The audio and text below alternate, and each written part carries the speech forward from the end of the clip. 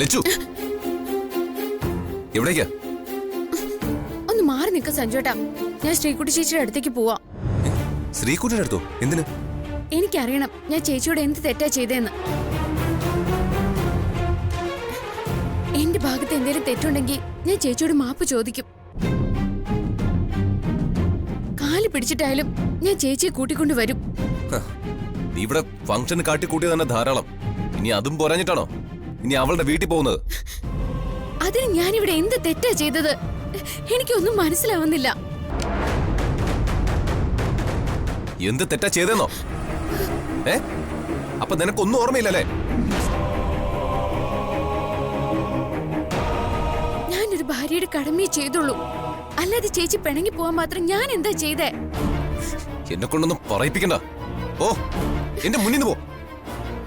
ഇല്ലെങ്കിൽ ചിലപ്പോ എനിക്ക് എന്നെ അത്ര നിയന്ത്രിക്കാൻ പറ്റില്ലെന്ന് വരും. സഞ്ജു ഇവിടെ വേണ്ട. ഓ അവളുടെ ഒരു പൂങ്കണ്ണീര്. നിന്ന് ചിണുങ്ങാതെ എന്റെ മുന്നിൽ നിന്ന് പോവാനാ പറഞ്ഞേ. അങ്ങോട്ടല്ല, അകത്തേക്ക്. അകത്തേക്ക് പോവാൻ.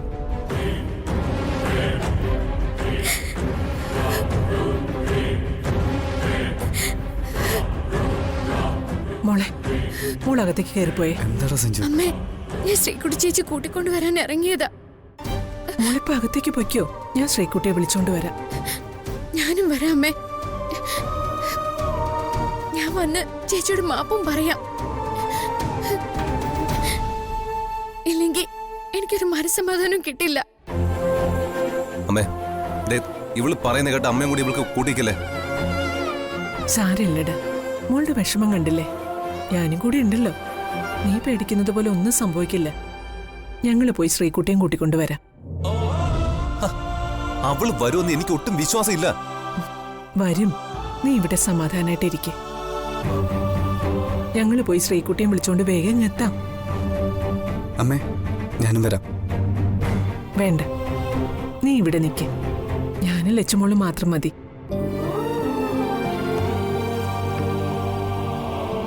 അവളും കൂടെ വരുന്നത് നല്ലതാ. ലച്ചു ഒന്ന് സംസാരിച്ചാ മതി. ശ്രീകുട്ടിയുടെ മനസ്സിലുള്ള പിണക്കൊക്കെ മാറും. എന്തായാലും ഞങ്ങള് ശ്രീകുട്ടിയും കുട്ടിയെ തിരിച്ചു വരും, അതുറപ്പാ. മോള് വാ. വാ.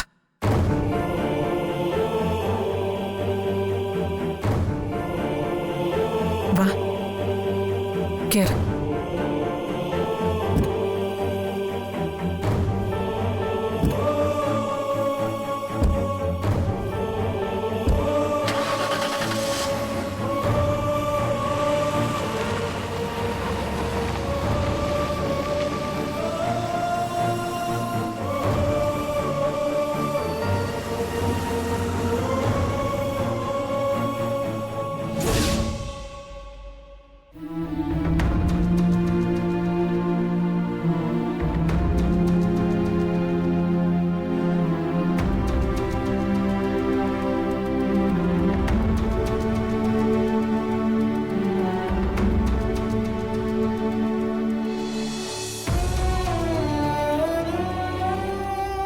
മോളെ, ഇത് കുടിക്കേ.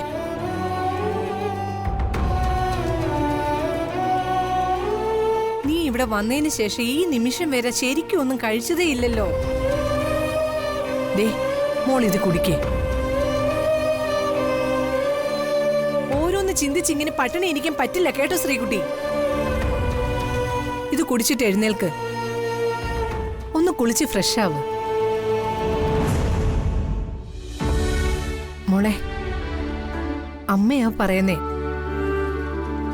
നീ അമ്മ പറയുന്ന കേക്ക്.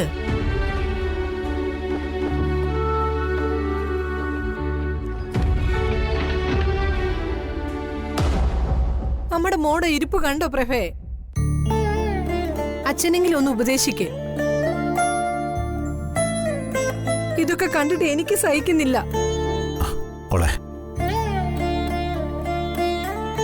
അമ്മ വിഷമിച്ചിരിക്കുന്ന കണ്ടില്ലേ? മോളി പാലെടുത്ത് കുടിക്ക്.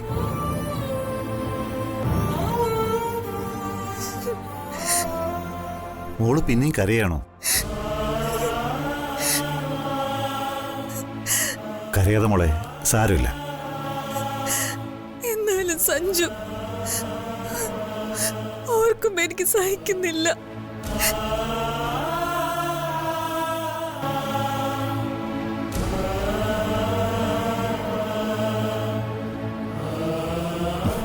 ഒന്നുമില്ലെന്നേ, എല്ലാം നേരെയാവും. മോള് കരയാതിരിക്കേ.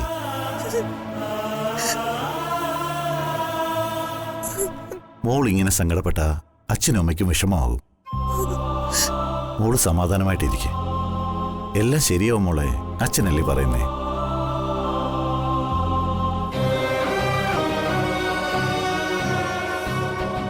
ശ്രീകുട്ടി,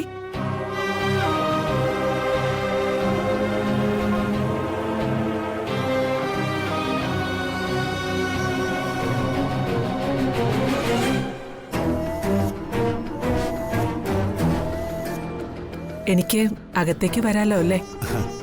എന്താ അങ്ങനൊരു ചോദ്യം? വരുന്നേ.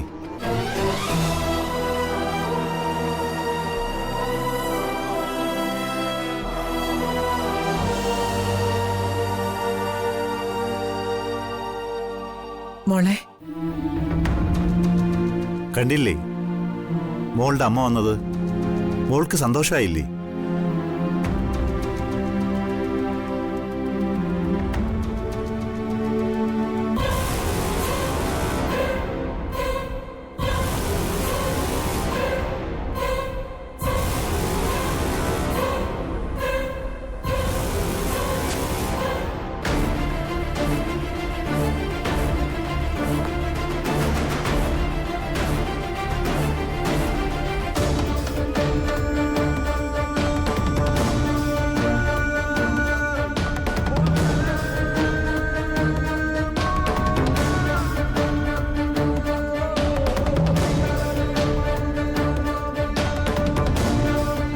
മോളെ, നീ അവിടുന്ന് വന്നേ പിന്നെ അവിടെ ആർക്കും ഒരു സമാധാനവും കിട്ടിയിട്ടില്ല.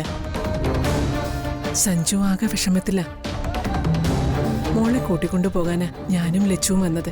അതിന് ശ്രീദേവി ഒറ്റയ്ക്ക് വന്നാ മതിയായിരുന്നല്ലോ. ഇവളെ എന്തിനാ കൊണ്ടുവന്നത്?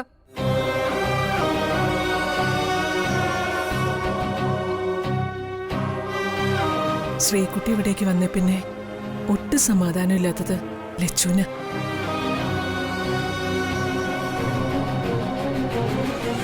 സ്വാതി ചേച്ചിയും കൊണ്ട് തിരിച്ചു വരൂന്നും പറഞ്ഞ് എന്റെ കൂടെ വന്നേക്കുന്നത്. ഇവള് കാരണമല്ലേ എന്റെ മോക്ക് ആ വീട് വിട്ട് ഇറങ്ങേണ്ടി വന്നത്. എല്ലാവരുടെയും മുന്നിൽ വെച്ച് ഇത്ര അപമാനം സഹിക്കേണ്ടി വന്നത്.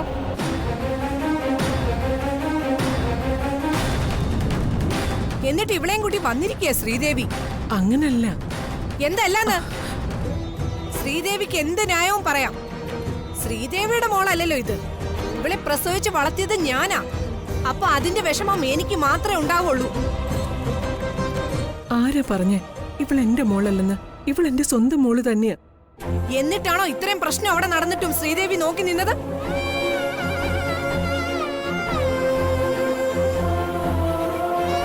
എന്റെ മോളെ ഒരു വാക്കുകൊണ്ടെങ്കിലും ശ്രീദേവി സപ്പോർട്ട് ചെയ്തോ? അങ്ങനെ ശ്രീദേവിക്ക് ഇവളോട് സ്നേഹം ഉണ്ടായിരുന്നെങ്കിൽ ആ നിമിഷം ഇതെല്ലാം കാട്ടിക്കൂട്ടിയതാ ഇവളെ പിടിച്ച് ശ്രീദേവി വീടിന്റെ പുറത്താക്കി വാതിലടച്ചേനെ.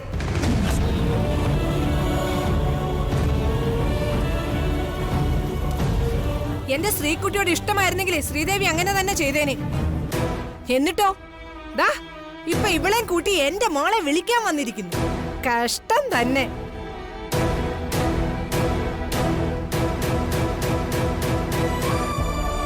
നടന്നത് നടന്നു. ഒന്നും ആരും അറിഞ്ഞോണ്ടല്ല, അങ്ങനെയൊക്കെ സംഭവിച്ചു പോയി.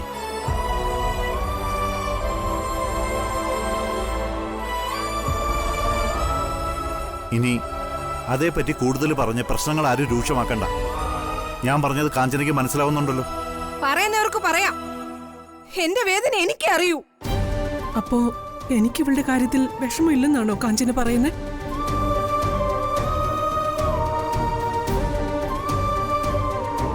ചേച്ചി,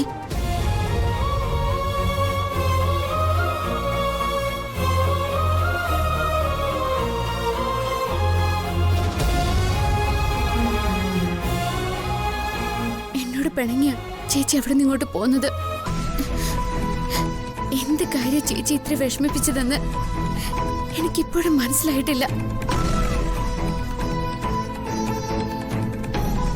ഇല്ല, നിനക്ക് മനസ്സിലാവില്ല. വെറുതെ അഭിനയിക്കല്ലേ. പിന്നെ എങ്ങനെ മനസ്സിലാവാനാ? അഭിനയിക്കോ? ഞാനോ? ഞാൻ സത്യം പറഞ്ഞത്. പെണ്ണേ നിർത്ത. എന്നെ കൊണ്ട് നീ കൂടുതൽ പറയിപ്പിക്കരുത്. കാഞ്ചനെ മതി. ഇവര് നമ്മുടെ വീട്ടിൽ വന്നവരാ. അതിന്റെ മാന്യത നമ്മൾ കാണിക്കണം.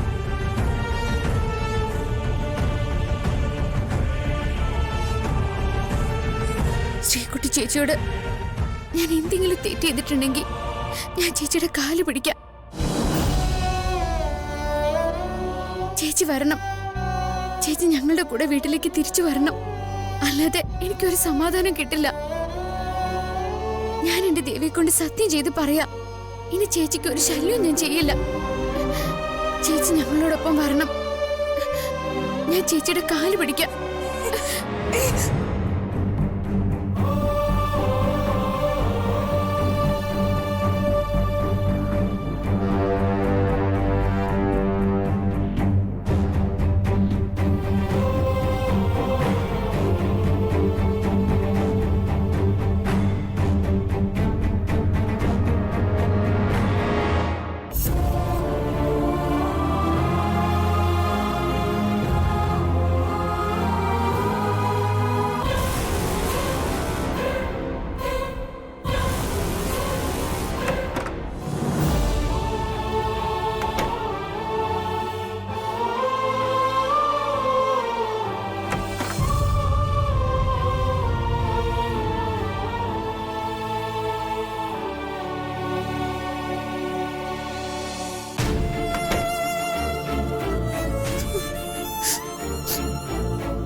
മോളെ,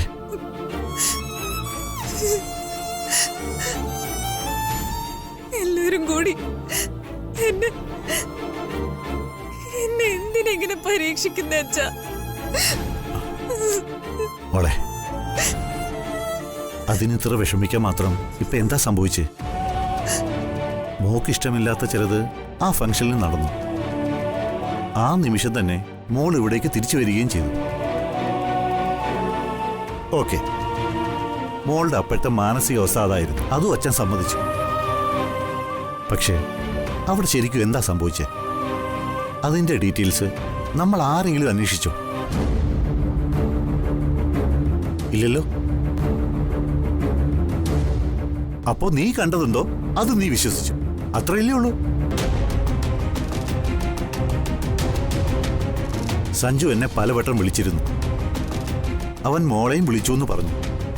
പക്ഷേ മോള് ഫോൺ എടുത്തില്ല. ഞാൻ ഫോണ് മനഃപൂർവ്വം എടുക്കാത്തതാ. പക്ഷേ മോളെ, ആ ഫംഗ്ഷൻ സമയത്ത് അവിടെ എന്തോ തിരിമറി നടന്നു. തിരുമറിയോ? ഡീറ്റെയിൽസ് ഒന്നും സഞ്ജു എന്നോട് പറഞ്ഞില്ല. പക്ഷെ ഒരു കാര്യം ഉറപ്പാ, മോള് കൊടുത്ത ഗിഫ്റ്റ് സഞ്ജു എന്തായാലും മനഃപൂർവ്വം ഇടാഞ്ഞതാവില്ല.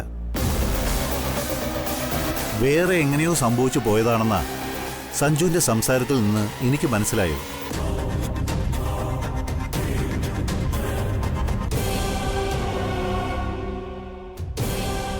മോളിപ്പം ശ്രീദേവിക്കൊപ്പം മംഗലശ്ശേരിയിലേക്ക് ചെല്ല്. എനിക്ക് തോന്നുന്നത് സംഭവിച്ചത് എന്താണെന്ന് സഞ്ജു മോളോട് പറയുന്ന. അച്ഛൻ എന്താ പറഞ്ഞു വരുന്നത്? മോളെ, ഇങ്ങനെ ഓരോരോ ചെറിയ തെറ്റിദ്ധാരണകളാ പലപ്പോഴും സ്നേഹത്തോടും സന്തോഷത്തോടും കഴിയുന്ന കുടുംബജീവിതങ്ങൾ തകരുന്നത്. അതും മോളും മറക്കരുത്. അതല്ലേ ലച്ചു നിന്നെ തേടി വന്നത്? അത് അവൾക്ക് മോളോട് അത്രയ്ക്ക് ഇഷ്ടമുണ്ട്. അതാ ഈ ഒരു അവസ്ഥയിൽ ഞാനത് പറഞ്ഞാൽ നിനക്കിഷ്ടപ്പെടില്ല. പക്ഷേ മോൾ ശരിക്കൊന്ന് ഓർത്തു നോക്കി. മോളിങ്ങനെ നിവർന്നു നിൽക്കുന്നതിന് കാരണം ലച്ചു അല്ലേ?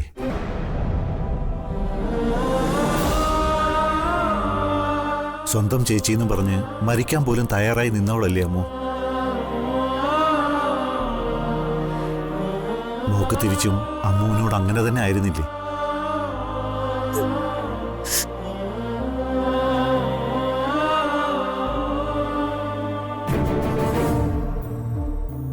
ഇപ്പൊ അവൾക്ക് അങ്ങനെ ഒരു അവസ്ഥയാ. അത് ശരിക്കും ഓർമ്മകളുള്ള നമ്മളല്ലേ മനസ്സിലാക്കേണ്ടത്.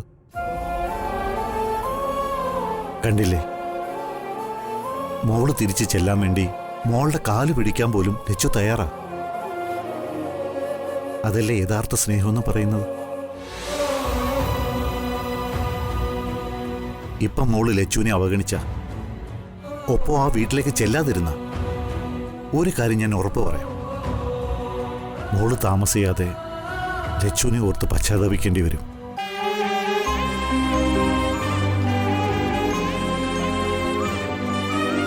മോളെ ഞാൻ ഉപദേശിക്കാൻ ആരുമല്ല, നല്ലപോലെ ചിന്തിക്കാൻ കഴിവുള്ള ആളാ മോള്.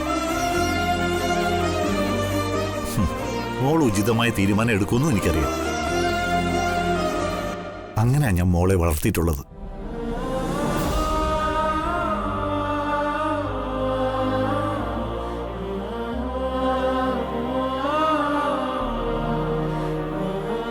ആലോചിക്കും, മോൾ ശരിക്കും ആലോചിക്കും. എന്നിട്ട് എന്താ വേണ്ടതെന്ന് തീരുമാനിക്കും.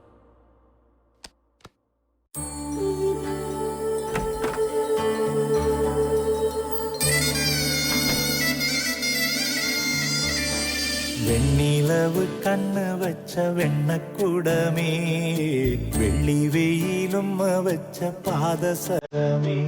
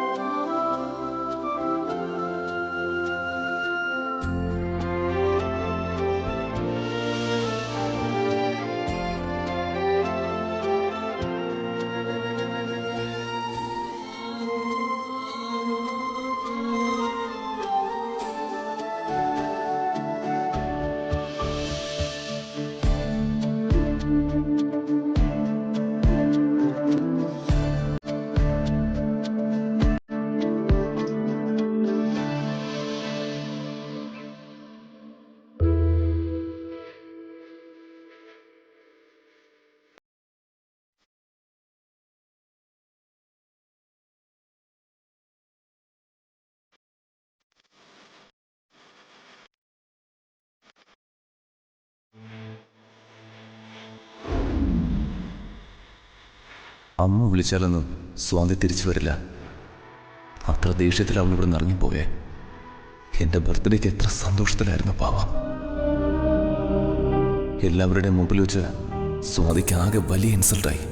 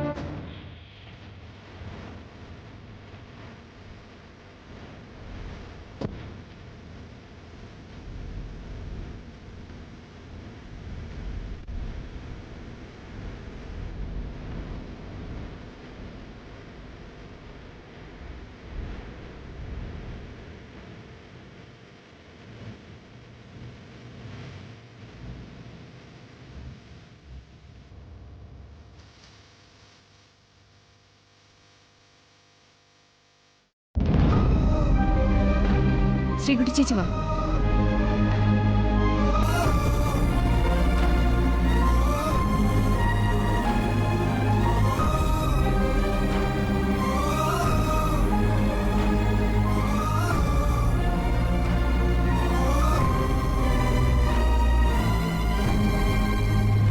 സ്വാതി,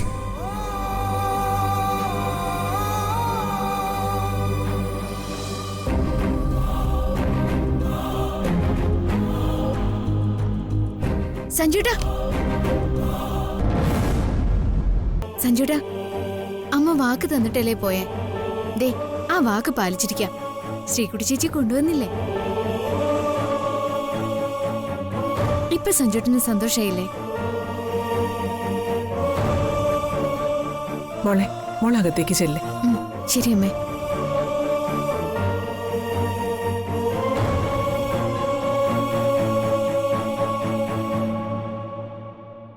മോനെ ടെൻഷനൊന്നും വേണ്ട. ശ്രീകുട്ടി ഇവിടുന്ന് ബഹളം വെച്ച് പോയതല്ലേ.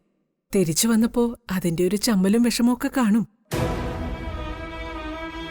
നീ സംസാരിക്കുമ്പോ ഒക്കെ ശരിയാവും. പിന്നെ നിനക്ക് അമ്മുവിന്റെ അവസ്ഥ അറിയാലോ. അവൾ ഒന്നും അറിഞ്ഞുകൊണ്ട് ചെയ്യുന്നതല്ല. മോൻ അമ്മുവിനോട് ഇങ്ങനെ ദേഷ്യപ്പെടരുത്. ശരിക്കും ഓർമ്മയുള്ള നമ്മളുകൂടി അങ്ങനെ ആവുന്നത് ശരിയാണോ? ബോധമുള്ള നമ്മളാ ക്ഷമിക്കേണ്ടത്. അത് നീ ഓർക്കാത്തതെന്താ? ഈയൊരവസ്ഥയിൽ അമ്മൂന് നമ്മുടെയൊക്കെ നല്ല വാക്കുകളാ ആശ്വാസം കൊടുക്കുന്നത്. ശ്രീകുട്ടിയുടെയും നിന്റെയും വിവാഹം നടത്തിയത് ഉൾപ്പെടെ അവൾ ചെയ്ത നന്മകളൊന്നും നമ്മളെ മറന്നുകൂടാ. ചെന്നേ, നീ ശ്രീകുട്ടിയുടെ അടുത്തേക്ക് ചെല്ല്. അവളോട് സംസാരിക്കേ. അവളുടെ പിണക്കമൊക്കെ ഒന്ന് മാറട്ടെ.